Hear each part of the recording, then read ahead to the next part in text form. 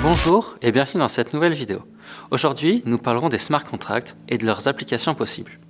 Le concept de smart contract, ou contrat intelligent en français, a été théorisé pour la première fois en 1994 par Nick Szabo.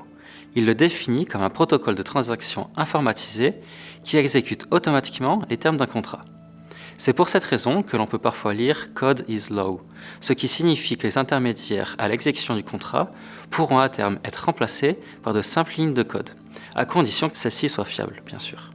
De cette manière, aucune corruption possible car le code fait foi. L'objectif est de créer un contrat qui exécutera automatiquement les termes entre les parties prenantes. Pas besoin d'une autorité centrale ou d'un tiers de confiance. Ces contrats sont régulièrement associés à la technologie Ethereum, car cette blockchain a été créée pour l'exécution de ces smart contracts. Les smart contracts sont publics et immuables.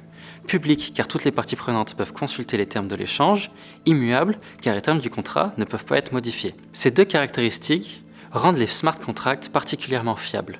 En revanche, le smart contract, contrairement à ce qu'il laisse entendre, n'est pas tout à fait intelligent.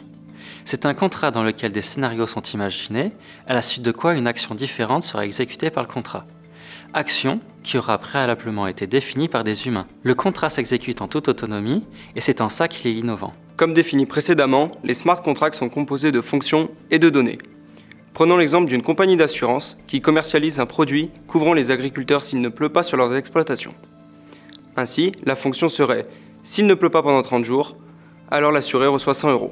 Les données, elles, seraient issues de Météo France par exemple. S'il pleut, alors il ne se passe rien, tandis que s'il ne pleut pas, l'indemnisation est versée automatiquement à l'agriculteur. L'avantage pour l'agriculteur, c'est qu'il n'a pas déclaré de sinistre. Et pour la compagnie d'assurance, il n'y a pas d'expert envoyé et le traitement du dossier est automatique. D'autres applications des smart contracts sont déjà évoquées à ce jour, notamment lors de l'achat d'un bien pour l'inscription au registre auprès d'un notaire ou encore pour les assurances de voyage en cas de retard de la compagnie aérienne. En définitive, les smart contracts permettent de réduire les coûts de traitement, de vérification et d'exécution, mais aussi de limiter les possibilités de fraude.